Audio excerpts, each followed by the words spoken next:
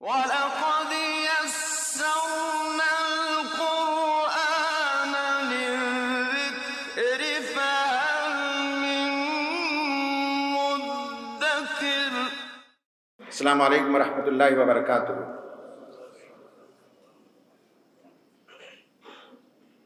اللہم لک الحمد عدد خلقک ورضا نفسک وزنۃ عرشک ومداد کلماتک۔ اللہم صلی علی سیدنا محمد وعلی آل محمد وبارک وسلم۔ قال اللہ تعالی فی القرآن المجید فاعوذ باللہ من الشیطان الرجیم بسم اللہ الرحمن الرحیم۔ یا ایہا الذین آمنوا اذکروا نعمت اللہ علیکم اذ جاءتکم جنود فارسلنا علیہم ریحا وجنودا لم تروها وکان اللہ بما تعملون بصیرا۔ اذ جاءوکم من فوقکم ومن اسفل منکم وَإِذْ زَاغَتِ الْأَبْصَارُ وَبَلَغَتِ الْقُلُوبُ الْحَنَاجِرَ وَتَظُنُّونَ بِاللَّهِ الظُّنُونَ هُنَالِكَ ابْتُلِيَ الْمُؤْمِنُونَ وَزُلْزِلُوا زِلْزَالًا شَدِيدًا۔ صدق اللہ العظیم۔ رب اشرح لی صدری ویسر لی امری واحلل عقدۃ من لسانی یفقہوا قولی۔ رب یسر ولا تعسر وتمم بالخیر۔ سبحانک لا علم لنا الا ما علمتنا انک انت العلیم الحکیم۔ ڈائس پر تشریف فرما بیدر ضلع کے علماء کرام، دانشور حضرات، ملت کے قائدین، مختلف اداروں، جماعتوں اور تنظیموں کے ذمہ دار حضرات، قرآنی خطبات کے اس روحانی و نورانی مجلس کے سامعین، ناظرین، خواتین و حضرات، اللہ رب العالمین کا شکر ہے کہ کل بھی آپ کے درمیان حاضری کی سعادت ملی اور آج بھی مختلف طبقوں کے ساتھ قرآن کے موضوع پر گفتگو کا موقع ملا۔ قرآن اسٹڈی سرکل یہاں چلتا ہے تو اس میں بھی حاضری ہوئی، پھر اس کے بعد خواتین کا جو پروگرام چلتا ہے اس میں الگ سے حاضری ہوئی، وہاں درس قرآن کے موضوع پر گفتگو ہوئی، اور پھر آج رات آپ کے سامنے حاضری کا شرف ملا۔ میں نے جیسے کل کہا تھا کہ قرآن اور نوجوان کے موضوع کے بعد قرآن اور حالات حاضرہ پر بات کروں گا۔ حالات حاضرہ کی ایک ہلکی سی تصویر پیش کروں گا، اس کے ریسپانس میں مسلمانوں کے جو ڈیفرنٹ گروپس ہیں اس کا تذکرہ کروں گا، پھر میں یہ بتاؤں گا کہ یہ حالات کیوں پیش آتے ہیں، یہ مصیبتیں کیوں آتی ہیں، یہ باد مخالف تیز و تند کیوں چلتی ہیں، یہ آزمائشوں کی گھڑیاں مسلمانوں پر کیوں آتی ہیں، اس پر بھی تھوڑی سی گفتگو کروں گا۔ پھر اس کا نفسیاتی تجزیہ بھی آپ کے سامنے پیش کروں گا، سب قرآن کی روشنی میں، اور پھر آخر میں قرآن کی روشنی میں 4 سلیوشنز آپ کے سامنے میں رکھوں گا۔ یہ پوری گفتگو ہماری ہوگی آج۔ اس وقت ہندوستان میں مسلمان جن حالات سے گزر رہے ہیں، ہر طلوع ہونے والا نیا سورج کوئی نہ کوئی ایسی خبر لے آتا ہے جسے سننے، دیکھنے اور پڑھنے کے بعد مسلمانوں کے اندر ایک بے چینی اور اضطراب کی کیفیت پیدا ہو جاتی ہے۔ یہاں حکمرانوں کا تعصب پر مبنی رویہ، یہاں میڈیا کا اپنا اون میڈیا ٹرائل، جھوٹ اور افواہات اور بکواس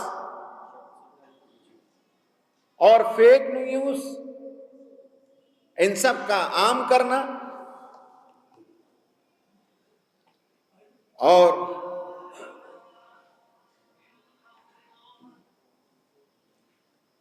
فون کو سائلنٹ موڈ میں رکھ لیں تاکہ ایک سوئی سے گفتگو ہو.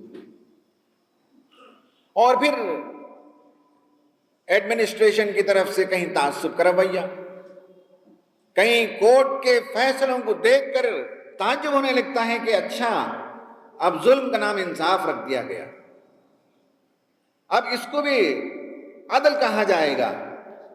یہ اور اس طرح کی صورتحال ہمارے سامنے آتی ہے. پھر آئے دن کوئی نہ کوئی موضوع اٹھایا جاتا ہے جس سے مسلمانوں کے دلوں کو تکلیف ہوتی ہے. کبھی رسول اللہ صلی اللہ علیہ وسلم کی اہانت کی جاتی ہے، کبھی حجاب کا موضوع ہوتا ہے، کبھی اذان کا موضوع ہوتا ہے، کبھی حلال گوشت کا موضوع ہوتا ہے، کبھی مسجدوں مندروں کا موضوع ہوتا ہے، کبھی اسکول اور مدرسوں کے سروے کی گفتگو ہوتی ہے. ان سب کو دیکھ کر کبھی کبھی مسلمانوں کا دل بیٹھنے لگتا ہے، کبھی کبھی مسلمانوں پر اور خاص کر نوجوانوں پر مایوسی طاری ہونے لگتی ہے. حالانکہ قرآن مجید نے ہمیں بتایا ہے، اور جنہیں قرآن مجید کا علم نہیں ہے، قرآن مجید پڑھتے نہیں، ان کے لیے یہ اچنبھا ہے، ان کے لیے یہ اچانک نمودار ہونے والے واقعات ہیں، ان کے لیے یہ شاکنگ ہوتے ہیں، ان کے لیے یہ جذباتی ایشوز ہوتے ہیں. لیکن جو قرآن مجید کا مطالعہ مستقل کرتے ہیں ان کے لیے ذرا برابر یہ حالات نئے نہیں ہیں.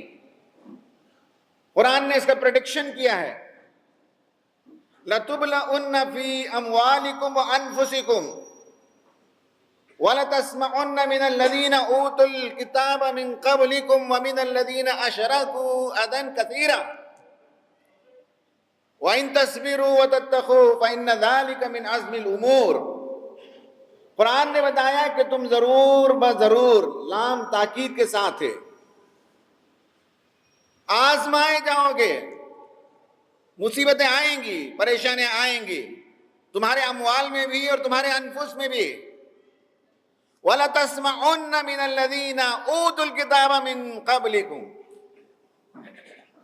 اور تمہیں ان لوگوں سے جنہیں تم سے پہلے کتاب دی گئی تھی، یعنی اہل کتاب سے اور مشرکین سے اذیت ناک باتوں کو سننے کا موقع ملے گا. تم ضرور سنو گے، یہاں بھی لام ہے تاکید کی لام. وَلَتَسْمَعُنَّ، ضرور بضرور تم یہودیوں سے اور مشرکین سے تکلیف دہ باتوں کو سنو گے. یہ تمہارے لیے سائیکالوجیکل پین ہے، یہ تمہارے لیے نفسیاتی تکلیف ہے. اور قرآن نے کہا وَإِن تَصْبِرُوا وَتَتَّقُوا، اس کے ریسپانس میں وائلنٹ ریاکشن یہ قرآن نہیں بتاتا، جذباتی ہونا قرآن نہیں بتاتا، اینٹ کا جواب پتھر قرآن نہیں سکھاتا. وَإِن تَصْبِرُوا، اگر تم صبر کا رویہ اختیار کرو، وَتَتَّقُوا، اور اللہ تعالیٰ کا تقوی اختیار کرو، فَإِنَّ ذَلِكَ مِنْ عَزْمِ الْأُمُورِ، یہ بڑے حوصلہ مند لوگوں ہی کا یہ شیوا ہو سکتا ہے. جو تھردلے دل کے ہوں، جو پھسپھسے ایمان کے ہوں، وہ وائلنٹ ہو سکتے ہیں، وہ ایموشنل ہو سکتے ہیں، وہ ریئیکشنری ہو سکتے ہیں، وہ رد عمل کا شکار ہو سکتے ہیں. قرآن نے ہمیں یہ نہیں بتایا، ہمیں بتایا کہ وَإِن تَصْبِرُوا وَتَتَّقُوا. ہم پر جو حالات ہیں اس کا پریڈکشن قرآن نے صاف طور پر کیا ہے. یہی نہیں، قرآن نے کہا کہ ایمان لانے کے بعد آزمایا جانا یہ اللہ تعالیٰ کی سنتوں میں سے ایک سنت ہے. ام حسبتم ان تدخلوا الجنة ولما يأتكم مثل الذين خلوا من قبلكم مستهم البأساء والضراء وزلزلوا حتى يقول الرسول والذين آمنوا معه متى نصر الله الا ان نصر اللہ قریب. کیا تم نے یہ سمجھ رکھا ہے کہ جنت میں یوں ہی خرامہ خرامہ ٹہلتے ہوئے داخل ہو جاؤ گے، حالانکہ تم پر ابھی ویسے دن نہیں آئے، حالانکہ تم پر ویسی مصیبتیں آئی نہیں ابھی، حالانکہ تم پر ابھی ویسی آزمائشیں نہیں آئی. خلو من قبلکم، جو تم سے پچھلی امتوں پر آئی تھی، ان پر جو دن آئے تھے، ان پر جو مصیبتیں آئی تھی، ان پر جو آزمائشیں آئی تھی، ان پر جو کٹھن دور آئے تھے، ان پر جو زندگی کو تنگ کر دیا گیا تھا، وہ دور تو تم پر ابھی نہیں آیا. مستہم البأساء والضراء وزلزلوا، مصیبتوں نے آ کر دبوچ لیا، پریشانیوں نے آ کر گھیرا ڈال دیا. وزلزلوا، اور شدید ہلا مارے گئے، جھنجھوڑ کر رکھ دیے گئے. حتیٰ یقول الرسول والذین معہ، یہاں تک کہ رسول وقت کا اور اس کے ساتھ جو لوگ ایمان لے آئے پکار اٹھائے کہ اللہ تعالیٰ کی مدد کب آئے گی. الا ان نصر اللہ قریب، جان لو کہ اللہ کی مدد اب آنے والی ہے. یعنی اس کے بعد کا مرحلہ اللہ تعالیٰ کی مدد کا مرحلہ ہے، اس سے پہلے نہیں ہے. قرآن میں ایک نہیں، دو نہیں، دسیوں جگہ اللہ تبارک و تعالیٰ نے بتایا ہے کہ اس طرح کے حالات اہل ایمان کو پیش آ کر رہتے ہیں. إِن يَمْسَسْكُمْ قَرْحٌ فَقَدْ مَسَّ الْقَوْمَ قَرْحٌ مِثْلُهُ وَتِلْكَ الْأَيَّامُ نُدَاوِلُهَا بَيْنَ النَّاسِ وَلِيَعْلَمَ الَّذِينَ آمَنُوا مِنْكُمْ وَيَتَّخِذَ مِنْكُمْ شُهَدَاءَ وَاللَّهُ لَا يُحِبُّ الظَّالِمِينَ. کہا کہ یہ آج تمہیں چوٹ لگی ہے تو تمہیں معلوم ہونا چاہیے کہ اس سے پچھلے زمانے میں فریق ثانی کو بھی چوٹ لگ چکی ہے، وہ بھی مشکل حالات سے گزرے ہیں، وہ بھی زوال کی پاتال میں گئے ہیں، انہیں بھی چوٹ لگی ہے، انہیں بھی زخم لگا ہے، انہیں بھی نقصان اٹھانا پڑا ہے.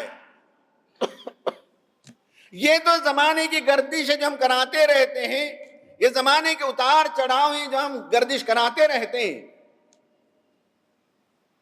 تاکہ اللہ تعالیٰ جان لے کہ تم میں سے کون سچے ایمان والے ہیں. جاننے کے لیے اللہ تعالیٰ یہ گردش ایام کراتا ہے، یہ پریشانیاں آتی ہیں، یہ مصیبتیں آتی ہیں، یہ تکلیف دہ باتوں کو سننے کا موقع ملتا ہے. وَيَتَّخِذَ مِنْكُمْ شُهَدَاءَ، اور اللہ چاہتا ہے کہ تم میں سے شہید کو منتخب کرے. اس کا دو ترجمہ کیا گیا. ایک تو یہ ہے کہ شہادت کا درجہ جنہیں ملتا ہے وہ صرف اللہ تعالیٰ خاص بندوں کو سلیکٹ کر کے وہ درجہ عطا فرماتا ہے. خدا کے راستے میں جو شہید ہو جاتے ہیں، جان کا نذرانہ پیش کر دیتے ہیں، وہ کوئی معمولی لوگ نہیں ہے، تو اللہ تعالیٰ انہیں منتخب کرتا ہے. اور ایک ترجمہ یہ کیا کہ اللہ تعالیٰ تمہیں چننا چاہتا ہے کہ تم میں سے کون لوگ ہیں جو حق کی شہادت دینے کے لیے، حق کی گواہی دینے کے لیے، حق کا پرچم بلند کرنے کے لیے، حق کی دعوت کو دنیا کے سامنے پیش کرنے کے لیے کون لوگ کھڑے ہو جاتے ہیں، تیار ہوتے ہیں. اس کے لیے ہم آزمائش سے گزارتے ہیں. یعنی جو کچھ ہندوستان میں گزر رہا ہے، اس میں میرے لیے اور آپ کے لیے اپنے ایمان کی آزمائش کا ٹائم ہے اور وقت ہے. اور جن کا ایمان کمزور ہے انہیں پختہ کر لینا چاہیے، اور حق کی شہادت، حق کی گواہی، دین حق کا پیغام دنیا کے سامنے اپنی بساط پر ہمیں جو کچھ آتا ہے، ہمارے پاس جو صلاحیت ہے، ہمارے پاس جو ٹولز موجود ہیں، ہمارے پاس جو ریسورسز موجود ہیں، اس ریسورسز کے ذریعے اللہ چاہتا ہے کہ تم حق کی بات دنیا کے سامنے پیش کرو. ہمارے نوجوان جو کچھ پیش کرتے ہیں وہ حق کی باتیں ہیں کیا؟ وہ جذباتی باتیں ہیں. گالی کا جواب گالی ہے. رسول اللہ کی اہانت پر جو بات ہوئی اس زمانے میں آپ جا کر دیکھ لیجئے کہ مسلمانوں نے کیسی کیسی گندی گالیاں استعمال کی. یہ تو رسول اللہ کا طریقہ نہیں تھا. قرآن نے ہمیں یہ نہیں سکھایا ہے. ادفع باللتی ہی احسن، ہمیں کہا گیا کہ اگر کوئی برائی کا رویہ اختیار کرتا ہے تو بہتر طریقے سے اسے دفاع کرو. تو اللہ چاہتا ہے کہ کون تم میں سے دین حق کی شہادت کے لیے تیار ہوتے ہیں. اس لیے یہ آزمائشی گھڑیاں آتی ہیں. اس صورتحال میں مسلمان نوجوانوں کی 3 کیٹیگری ہے بالخصوص، اور بالعموم مسلمانوں کی 3 کیٹیگری ہے. نمبر 1 یہ ہے کہ نوجوانوں کی ایک بڑی تعداد ہے جو ڈی سینسیٹائزڈ ہے، بے حسی کا شکار ہے. جو کچھ ان کے اطراف میں ہو رہا ہے اس سے انہیں کچھ لینا دینا نہیں ہے. ان کی راتیں آباد، ان کے ہوٹلز اور دکانیں آباد راتوں میں. صبح کا وقت ہو جا کر سوتے ہیں تو دوپہر تک آرام. گھروں سے اور انسانی سماج سے کٹے ہوئے، گیجٹ کے اندر ڈوبے ہوئے، صبح شام ورچوئل کانٹیکٹ تو ہیں، ریئل کانٹیکٹ سے دور ہیں، اور انہیں کچھ احساس نہیں ہے کہ جو کچھ ہو رہا ہے اس میں ان کا بھی کوئی کردار ہے۔ یہ بہت بڑی آبادی ہے، اور آج بھی اس گئے گزرے زمانے میں بھی، اس بدترین زمانے میں بھی ایمان جاگ جائے، جھنجھوڑ کے جب رکھ دیے گئے ہیں تو اٹھ کر کھڑے ہو جائیں، چوکنا ہو جائیں، اویکن ہو جائیں، اویئر ہو جائیں، یہ نہیں ہے، اپنی وہی رفتار بے ڈھنگی ہے۔ یہ بڑا طبقہ ہے۔ اس سے چھوٹا طبقہ وہ ہے جو ڈسپائر کا شکار ہے، ڈی موٹیویٹڈ ہے، ہوپلیس ہے، مایوس ہے، غم زدہ ہے، خوف زدہ ہے۔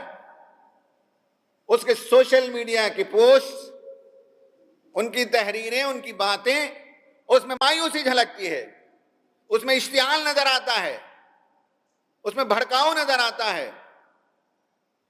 ان کے پاس پرابلم کا سلوشن موجود نہیں ہے۔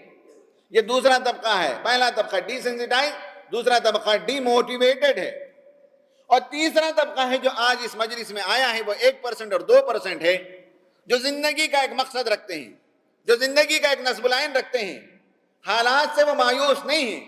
انہیں معلوم ہے کہ اللہ تعالیٰ نے قرآن میں پہلے ہی بتا دیا کہ اس طرح کے حالات پیش آ کر رہیں گے، یہ ہماری آزمائش کا وقت ہے، یہ ہمارے کھڑے ہونے اور چوکنا ہونے کا وقت ہے، یہ ہماری ذمہ داریوں کو سمجھنے کا وقت ہے۔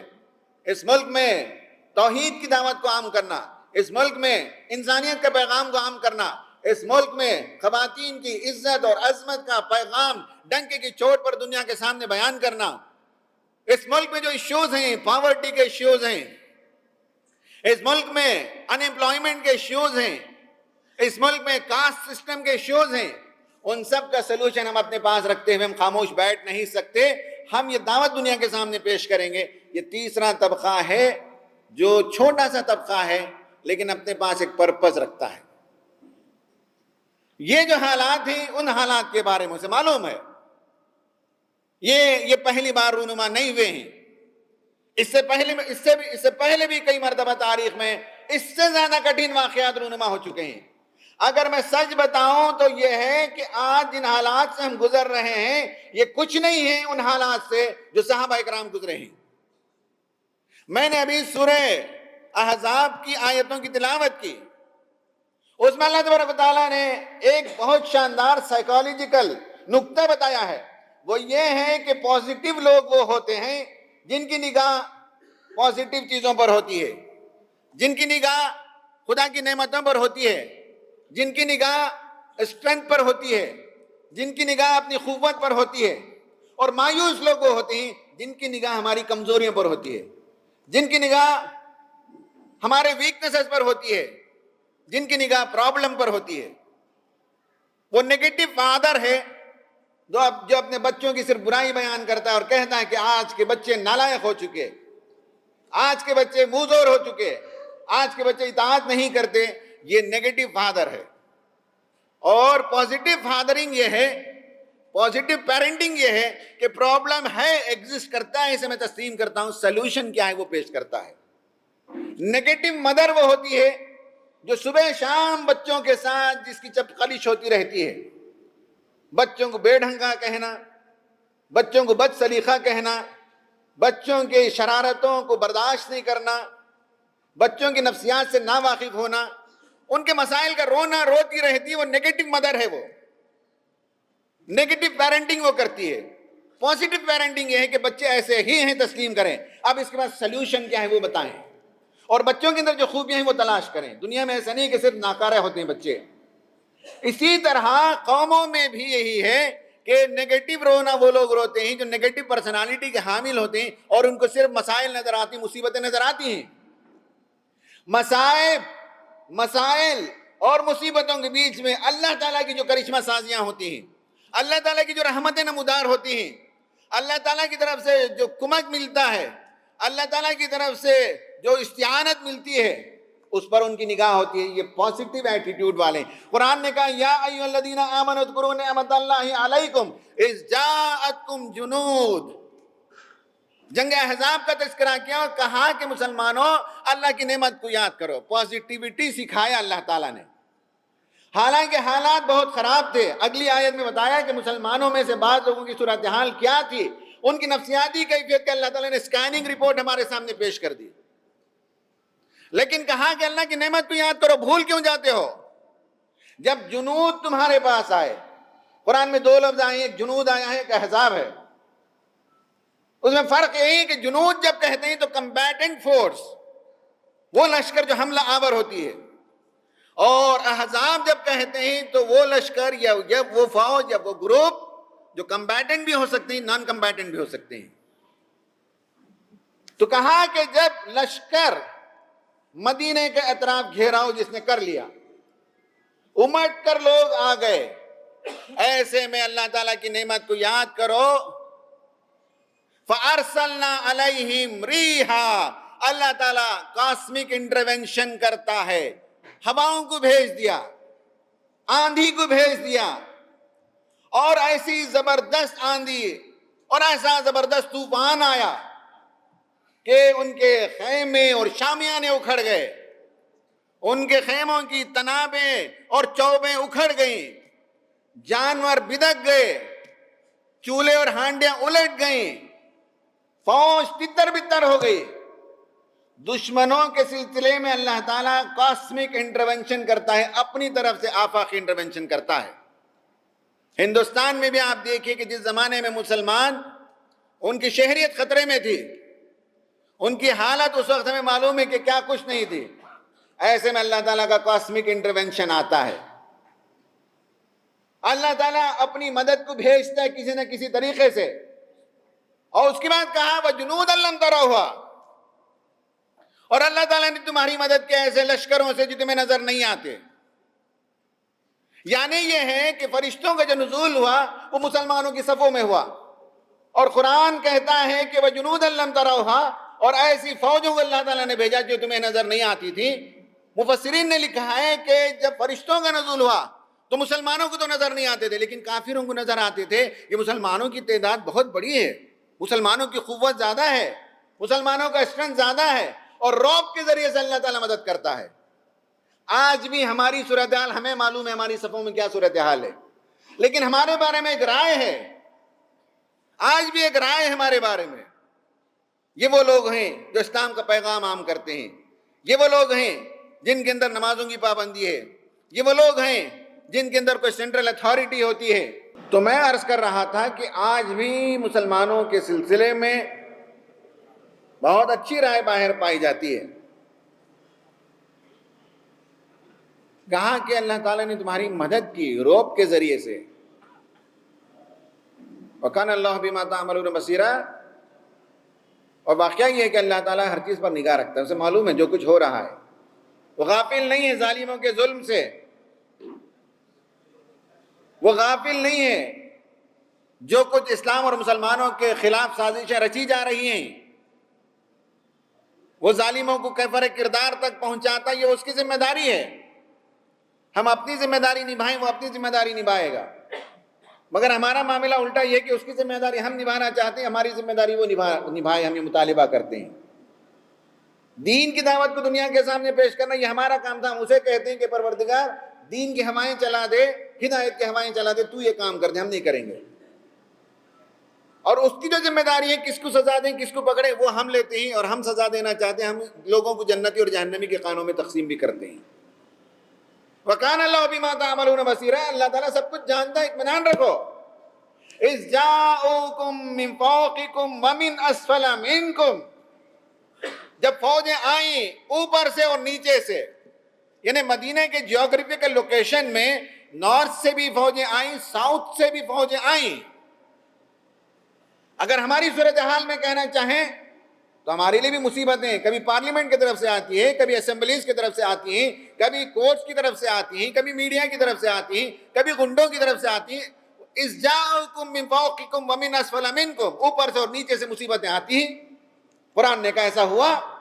تو اب غور کیجئے قرآن کیسے اسکین رپورٹ پیش کرتا ہے.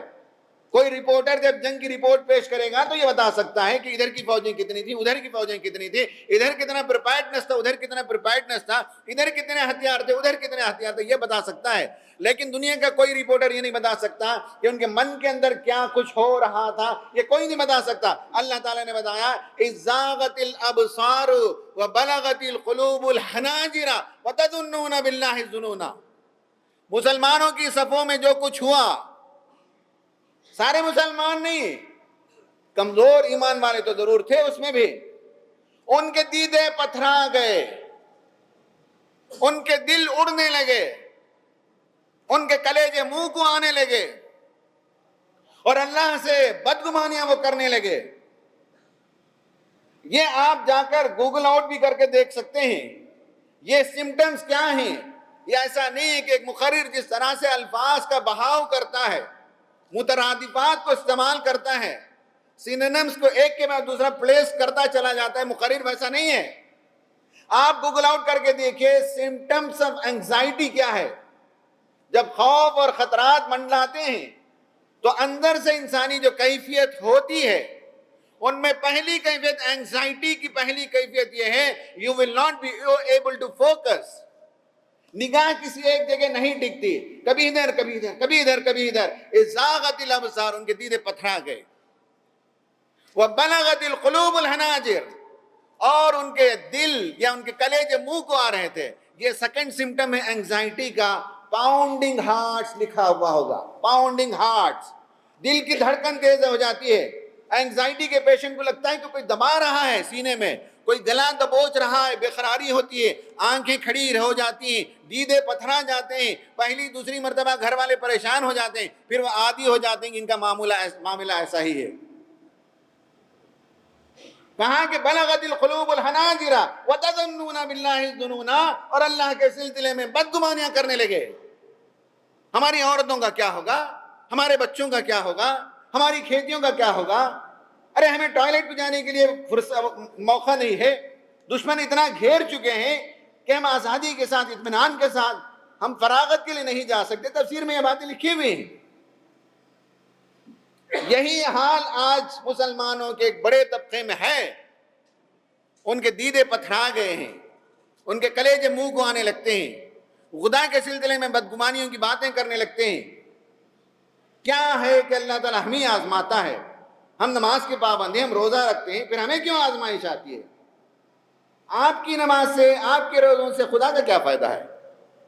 یہ تو آپ کے لیے خدا نے ایک کام آپ کو دیا تھا، ایز این امت، ایک امت کے حیثیت سے کام دیا تھا، وہ کام ہم نے فراموش کر دیا تو یہ حالت پیدا ہو گئی۔ کہا قرآن نے کہ جنگ احزاب کے موقع پر ہنالک ابتلی المؤمنون، مومنین شدید ترین آزمائش سے گزارے گئے، وَزُلْزِلُوا زِلْزَالًا شَدِيدًا، شدید طریقے سے جھنجھوڑ کر رکھ دیے گئے، ہلا دیے گئے۔ They were shaken very badly۔ قرآن کہتا ہے یہ صورتحال جو صحابہ پر گزری ہے، میرا خیال یہ کہ اس کا 10% بھی نہیں ہے جو آج ہم گزر رہے ہیں۔ وہ جو انٹینسٹی ہے پریشانی کی، اس انٹینسٹی کا 10% بھی نہیں ہے جس سے آج ہم گزر رہے ہیں، جس سے صحابہ پہلے گزر چکے تھے۔ یہ پریشانیاں آئیں، کیوں آتی ہیں میں نے بتا دیا۔ آتی ہیں تو اس وقت نفسیاتی کیفیت کیا ہوتی ہے، نفسیاتی صورتحال کیا ہوتی ہے، میں نے بتایا آپ کو۔ اب اس موقع پر ذرا دیکھیے کہ قرآن کیا کہتا ہے۔ کچھ آیتوں کے بعد قرآن کہتا ہے لَقَدْ كَانَ لَكُمْ فِي رَسُولِ اللَّهِ أُسْوَةٌ حَسَنَةٌ لِمَنْ كَانَ يَرْجُو اللَّهَ وَالْيَوْمَ الْآخِرَ وَذَكَرَ اللَّهَ كَثِيرًا۔ اللہ کے رسول صلی اللہ علیہ وسلم کی زندگی میں تمہارے لیے اسوہ ہے۔ واعظین اور مقررین میلاد کے جلسوں کے لیے، سیرت کے جلسوں کے لیے اس آیت کا انتخاب کر کے رکھے ہوئے ہیں، اس آیت کو پڑھتے ہیں اور پھر کئی کہانیاں سناتے ہیں۔ یہ آیت اس پس منظر میں نہیں ہے جس پس منظر میں ہم سیرت کی تقریریں کرتے ہیں۔ یہ آیت بتاتی ہے کہ جب حالات بدترین ہو جائیں، سنگین ہو جائیں، پرخطر ہو جائیں، دشمن دل بادل حملہ آور ہو جائے، مصیبتیں اوپر سے اور نیچے سے برسنے لگیں، ایسے میں لیڈرز کون ہوتے ہیں؟ رسول اللہ صلی اللہ علیہ وسلم کے بارے میں بتایا کہ ان کا اسوہ یہ تھا کہ لوگ پینک اسٹرکن تھے لیکن آپ کول تھے، کمپوز تھے، مطمئن تھے، قرار انہیں نصیب تھا، بے قراری نہیں تھی، مضطرب نہیں تھے، بے چین نہیں تھے، پوری طرح سے اطمینان کے ساتھ تھے وہ. اور اضطراب کے بغیر اطمینان کے ساتھ ہونا، اس کے بعد اسٹریٹجی بنانا. آپ نے اسٹریٹجی بنائی، خندق کھودنے کی اسٹریٹجی، 6 کلومیٹر لمبا، 30 فیٹ وائڈ، 15 فیٹ ڈیپ ایک گڑھا کھود دیا. خندق آپ نے کھود دیا، ٹرنچ آپ نے کھود دیا، آپ نے اسٹریٹجی بنائی. اور لیڈر وہ ہوتا ہے جو کمپوز رہے، مطمئن رہے، بے قرار اور مضطرب نہ ہو جائے، منصوبہ بندی کرے اور مسلمانوں کو کم سے کم نقصان ہو، اس کی پلاننگ کرنی پڑتی ہے. آج ہم کیا کرتے ہیں؟ ہم وہ حرکت کرتے ہیں جس سے مسلمانوں کے عام نوجوانوں پر گولی برسا دی جاتی ہے. سینکڑوں لوگ آج جیلوں میں پڑے ہوئے ہیں نا کردہ جرم کی پاداش میں. جوشیلے تقریریں کر دیتے ہیں، سڑکوں پر لے جاتے ہیں، کوئی رہنمائی کرنے والا نہیں ہوتا اور لاسز کو میٹیگیٹ نہیں کرتے. نقصان مسلمانوں کا ہوتا ہے، نوجوانوں کا ہوتا ہے. رسول کی سیرت یہ ہے کہ نقصان کم سے کم کیا جائے، کوئی ایسا اسٹیپ نہ لیا جائے، کوئی ایسی حرکت نہ کی جائے جس سے مسلمانوں کا جانی نقصان ہو. کم سے کم نقصان ہو، اس کی منصوبہ بندی کرنا رسول کا اسوہ ہے. ایک تو رسول صلی اللہ علیہ وسلم اطمینان کے ساتھ تھے، دوسرا انہوں نے منصوبہ بندی کی، اپنے ریسورسز کو لگایا. منصوبہ بندی کرنے کا جتنا ریسورس تھا، 3000 صحابہ اکرام رضوان اللہ تعالی علیہ مجمعین تھے، تو ان سب کو لگایا. میں نے ایک مرتبہ کیلکولیٹ کیا تو 1 مہینے تک کھدائی کی رسول اللہ صلی اللہ علیہ وسلم صحابہ اکرام نے، اور ہر دن ایک ایک صحابی کو 1 لاری لوڈ کو کھود کر ڈسپلیس کرنا پڑا. 200 CFT. میں نے پورا کیلکولیٹ کیا تو ایک ایک صحابی کو ہر دن 1 لاری لوڈ کو اٹھانا پڑا، نکالنا پڑا کھود کر. ریسورسز کو پول کریں اور ریسورسز کو لگائیں. اور آخر نمبر میں، چوتھے نمبر پر، توکل کریں اللہ پر. ہماری منصوبہ بندی، ہمارے ریسورسز کو موبلائز کرنا، پھر اللہ پر توکل کرنا. لَقَدْ كَانَ لَكُمْ فِي رَسُولِ اللَّهِ أُسْوَةٌ حَسَنَةٌ لِمَنْ كَانَ يَرْجُو اللَّهَ وَالْيَوْمَ الْآخِرَةَ.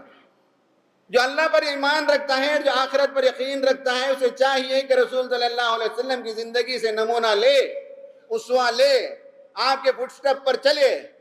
اگر ہمارے لیڈر بھی حواس باختہ ہو جائیں، وہ بھی جمعے کے خطبوں میں مایوسی کی باتیں کرنے لگیں، جذباتی باتیں کرنے لگیں، اشتعال کی باتیں کرنے لگیں، تو سمجھ لیجئے کہ رسول اللہ صلی اللہ علیہ وسلم کے اسوے سے ان کا کوئی تعلق نہیں ہے. جب آپ صلی اللہ علیہ وسلم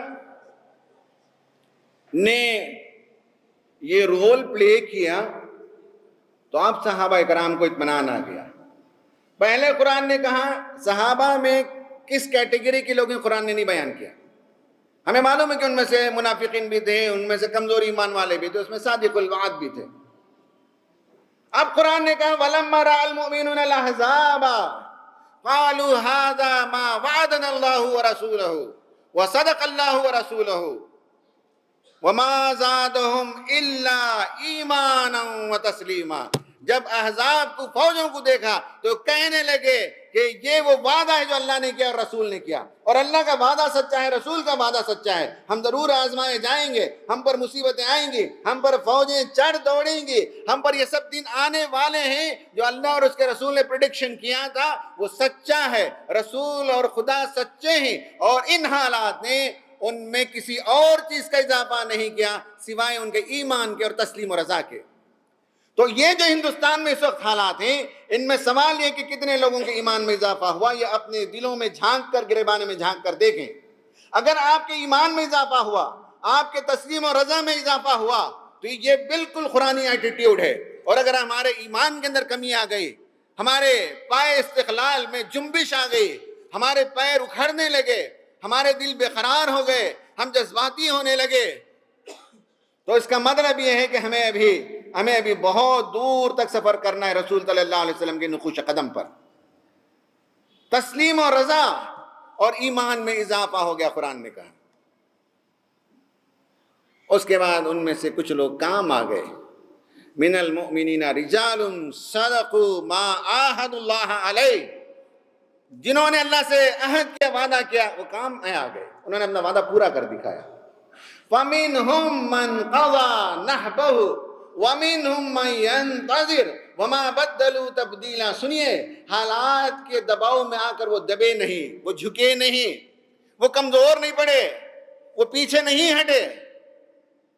فَمِنْهُمْ مَنْ قَضَى نَحْبَهُ، انہوں نے نحب کو پورا کیا. اردو میں ترجمہ لکھا ہے، انہوں نے اپنے وعدے کو پورا کیا. اگر آپ جا کر دیکھیں تفصیل میں تو نحب کسے کہتے ہیں؟ ایک طویل سفر کو نحب کہتے ہیں. ایسا لمبا سفر جو رلا دے، جو تھکا دے، جو پریشانیوں میں مبتلا کر دے، جس کی منزل سامنے نظر نہ آتی ہو، ایسے لمبے سفر کا مسافر اسے نحیب کہا جاتا ہے. اور سفر پر نکلا ہے، منزل نظر آئے نہ آئے، رسول اللہ نے بتا دیا تو اسی راستے پہ چلنا ہے، قرآن نے بتا دیا تو یہی کام ہے ہمارا کرنے کا. کام آ جائیں، جان چلی جائے ٹھیک، سکسس ہو جائے ٹھیک. تو نحب کا مطلب یہ ہے کہ انہوں نے جو عزم کیا، جو حوصلہ کیا، جو ڈیسیشن لیا کہ خدا کے راستے میں ہم کام کریں گے، منزل دور صحیح، کام کرتے کرتے تھک گئے ضرور صحیح. اور نحب میں یہ بھی ہے کہ جو رلا دینے والا سفر ہو، ایسے سفر کے مسافر اپنی راہ پر گامزن رہے. من قضا نحبہ ومنہم من ینتظر، اور ان میں سے بعض لوگ جو انتظار میں ہیں. وما بدلوا تبدیلا، ان کے عزائم میں کوئی تبدیلی نہیں آئی، ان کے مقاصد میں کوئی تبدیلی نہیں آئی، ان کے منزل انہوں نے کوٹھی نہیں کی ہے، اور انہوں نے جو ارادہ کیا اس ارادے پر آج بھی گامزن ہے. حالات پر دیکھیے قرآن کیسی رہنمائی کرتا ہے. ایک ایک پہلو آج کی زندگی کا آپ اٹھا کر دیکھ لیجئے اور قرآن کی آیتوں سے کمپیئر کر کے دیکھ لیجئے کیسے ہماری رہنمائی قرآن کرتا ہے. اب میں سلیوشن کی طرف آتا ہوں. قرآن نے ہمیں 4 سلیوشن ایک جگہ دیے ہیں، کئی جگہ کئی سلیوشن ہیں، لیکن ایک جگہ جو اسی طرح کے گمبھیر حالات تھے، جنگ احد کے بعد جو ایک جیتی ہوئی جنگ مسلمانوں میں سے بعض لوگوں کی اسٹریٹجک غلطی کی وجہ سے ہار گئی، مسلمانوں کا شدید جانی نقصان ہوا، مدینے میں کوہرام بچ گیا، مسلمانوں میں صف ماتم بچ گئی، منافقین اور شہ دے رہے تھے، یہ نہیں کرنا چاہیے تھا، ہم نے تم کو منع کیا تھا، تمہاری یہ غلطی ہے، تمہاری اسٹریٹجی کی غلطی تھی، تمہارے فیصلے کی غلطی تھی. اللہ کا رسول غلط فیصلہ نہیں کر سکتا چونکہ اسے وحی آتی ہے. یہ شہ دے رہے تھے. ایسے میں آیت آئی وَلَا تَهِنُوا وَلَا تَحْزَنُوا وَأَنْتُمُ الْأَعْلَوْنَ إِن كُنتُم مُؤْمِنِينَ. 2 کرنے کے کام، نہیں کرنے کے کام بتائے گئے. ایک ہے وَلَا تَحْزَنُوا وَلَا تَهِنُوا وَلَا تَحْزَنُوا، وہن اختیار نہ کرو، حزن اختیار نہ کرو. ہم اس کو اور تفصیل سے بتائیں گے. 2 چیزوں سے منع کیا گیا. یہ سلیوشن ہے کہ don't do this, don't do this, اور ڈو دس، ڈو دس. 2 اور کام بتایا. ام حسبتم ان تدخلوا الجنۃ ولما يعلم الله الذين جاهدوا منكم ويعلم الصابرين. 2 کرنے کے کام، ایک خدا کی راہ میں جد و جہد کرنا، سنگرش کرنا، کوشش کرنا، ایکٹیو ہو جانا، اور دوسرا صبر اختیار کرنا. تکلیفوں مصیبتوں کے وقت واویلا نہ کریں، آہو بکا نہ کریں، جزا و فضا نہ کریں، شکست خوردگی کا اظہار نہ کریں. 4 باتیں بیان کی گئیں. یہ 4 سلوشن پر ہماری گفتگو ختم ہوگی. ایک تو ہے وہن اختیار نہ کرو. یہ وہن جو ہے کمزوری کے لیے استعمال ہوتا ہے. ان اوہن البیوت لبیت العنکبوت. تمام گھروں میں کمزور ترین گھر، weakest of the houses, meek, fragile, کمزور ترین گھروں میں سے مکڑی کا گھر ہوتا ہے. اوہن، وہن لفظ استعمال ہوا. حضرت زکریا علیہ السلام کی دعا میں ہے انی وہن العظم منی، پروردگار میری ہڈیاں خشک ہو چکی ہیں، ایسے میں مجھے کیا بچہ ہوگا؟ میری ہڈیاں گل سڑ گئی ہیں، بوسیدہ ہو گئی ہیں. کمزور ہو جانے، برٹل ہو جانے، ٹوٹنے کے لائق ہو جانے کے لیے یہ وہن کا لفظ استعمال ہوا. تو وہن کا مطلب ہے ہم آگے آپ کو اور بتائیں گے کہ اس کا نفسیاتی مفہوم کیا ہے. اس سے منع کیا گیا کہ وہن اختیار نہ کرو، کمزوری اختیار نہ کرو. حدیث میں ہے کہ وہن سے مراد دنیا کی محبت اور موت سے کراہیت. دنیا کی محبت میں آدمی گرفتار ہو کر دین کا سودا کرے، ایمان کا سودا کرے، آخرت کے لیے کچھ کام نہ کرے، امت کے لیے کچھ کام نہ کرے، اپنی دکان، اپنا بزنس، اپنا پروفیشن یہی بس پریورٹی رہے، باقی کوئی اور کام نہ رہے، یہ دنیا پرستی نہیں تو اور کیا ہے. ابھی ایک جگہ ہم لوگ صبح کسی دکان میں گئے ہوئے تھے، آصف صاحب وہاں ایک صاحب کو بتا رہے تھے کہ آج شام میں یہ پروگرام ہے. وہ بھڑک اٹھے، وہ ناراض ہو گئے کہ ہمیں دوسرا کوئی کام نہیں ہے، ہم یہ سب نہیں کرنا چاہتے، ہم اپنے کام میں لگے ہوئے ہیں. اور پتہ نہیں انہوں نے کیا کیا بڑبڑاہٹ کی. تو قرآن بتاتا ہے، حدیث میں معلوم ہوا ہے کہ جس کے پاس اعلیٰ مقصد و نصب العین ہے، جس کے لیے آخرت کی کامیابی نہیں معلوم ہے، اور آخرت میں کامیابی صرف نماز روزے کی بنیاد پر نہیں ہے. نماز روزہ ایک ایک کوشچن ہے، یہ پارٹ 1 کا کوشچن ہے جو 2 مارک کے ہوتے ہیں، پارٹ بی کے کوشچن بھی اس میں، پارٹ سی کے کوشچن بھی جو 10 مارک کے ہوتے ہیں. وہ بڑے بڑے کوشچن ہم بھول گئے، ہم پارٹ اے کے کوشچن کو تو یاد رکھیں. تو قرآن نے کہا من کان یرید الحیات الدنیا وزینتها نوفی الیہم اعمالهم فیها وهم فیها لا یبخسون اولئک لیس لهم فی الآخرۃ الا النار وحبط ما صنعوا فیها وباطل ما كانوا یعملون. قرآن نے کہا جو دنیا کی اور اس کی زینت کے طلبگار ہوں گے ہم دنیا میں انہیں دے دیں گے. کار چاہیے لے لو، گھر چاہیے لے لو، تجارت چمکتی ہوئی تجارت چاہیے لے لو، دنیا میں عزت اور شہرت اور منسٹری چاہیے لے لو، سب کچھ ہم دے دیں گے. نوفی الیہم اعمالہم فیہا وہم فیہا لا یبخسون، اور اس میں کمی نہیں کریں گے، جو تم چاہتے ہو ہم دے دیں گے. اولئک لیس لہم فی الآخرۃ الا النار، ان کے لیے آخرت میں عذاب جہنم کے علاوہ اور کوئی چیز نہیں ہے. وَحَبِطَ مَا صَنَعُوا فِيهَا، دنیا میں کچھ کام انہوں نے اگر کیا ہوگا تو سب غارت ہو جائے گا، ان کا کیا کرایا نیست و نابود ہو جائے گا. وَبَاطِلٌ مَا كَانُوا يَعْمَلُونَ، اور جو کچھ انہوں نے عمل کیا ہوگا وہ سب باطل قرار پائیں گے. دنیا پرست تھے، دنیا کے لیے سب کچھ کرتے تھے. حدیث میں آیا ہے کہ دنیا کے لیے کام کرنے والا عالم دین، شہرت کے لیے کام کرنے والا مجاہد، شہرت کے لیے پیسے خرچ کرنے والا، یہ سب بھی جہنم میں جائیں گے. دنیا چاہتے تھے، دنیا میں شہرت چاہتے تھے.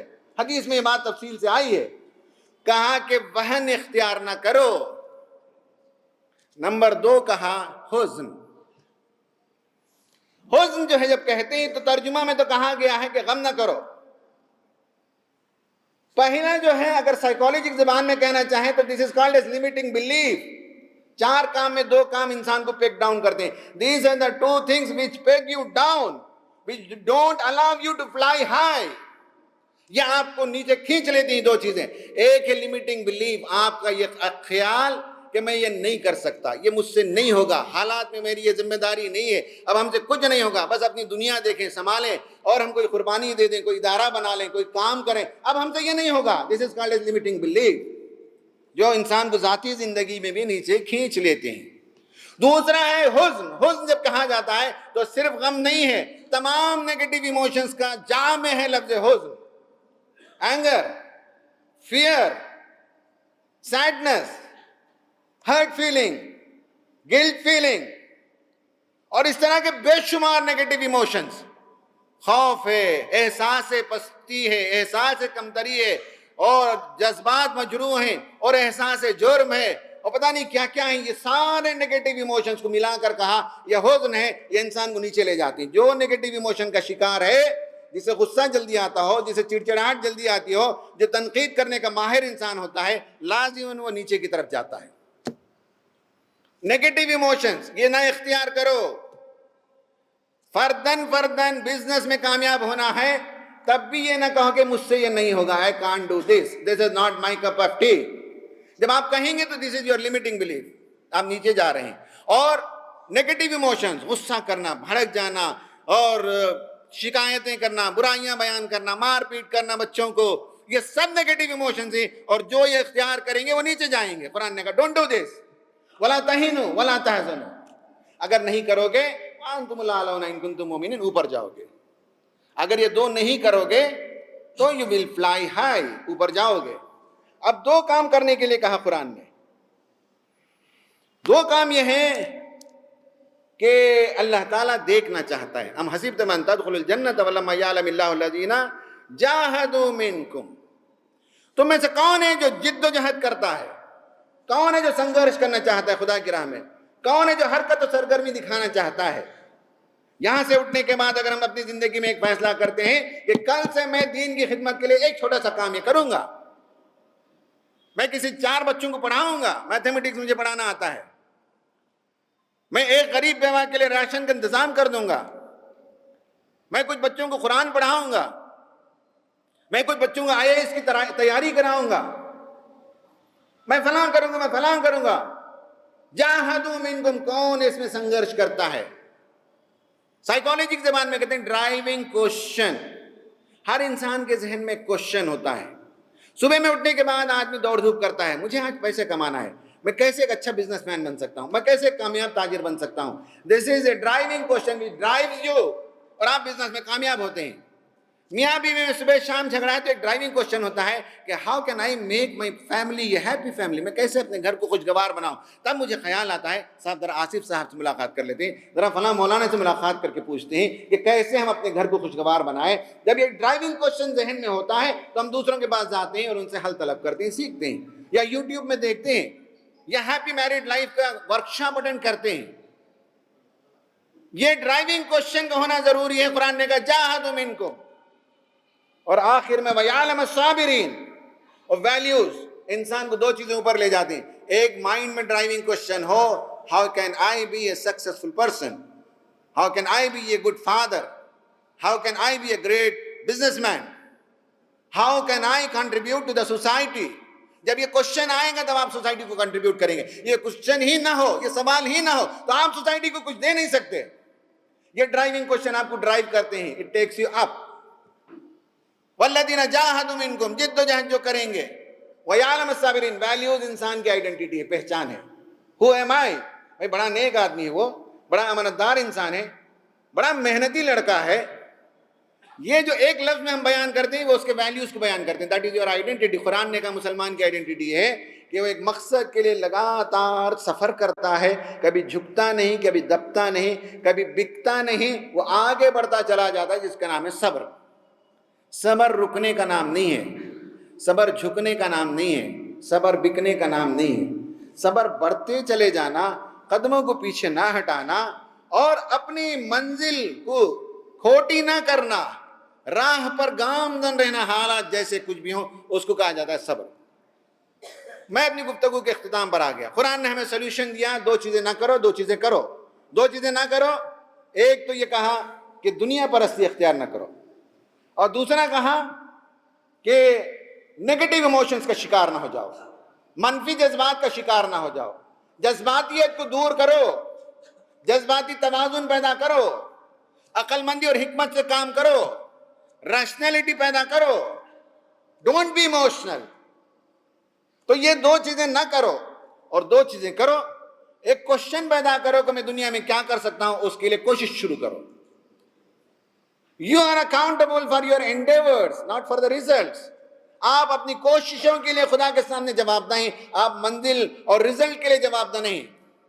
نتائج جو کچھ بھی برپا ہوا آپ کی ذمہ داری نہیں، نتائج اللہ تعالیٰ کی ذمہ داری ہے۔ آپ نے کوشش کی، آج طے کیا کہ میں کل سے بیدر میں یہ کام کروں گا، میں آن لائن یہ کام کروں گا، میں کچھ تقریریں تیار کروں گا، میں کچھ آرٹیکلز لکھوں گا، میں کچھ یتیموں کی کفالت کروں گا۔ آپ طے کریں گے تو اوپر جائیں گے، فردن بھی فردن اور سماجی طور پر بھی۔ اور آخر میں یہ ہے کہ ویلیوز پیدا کیجئے۔ بے ویلیوز کے، بے اقدار کے بغیر انسان کھوکھلا ہوتا ہے، بے وزن ہوتا ہے۔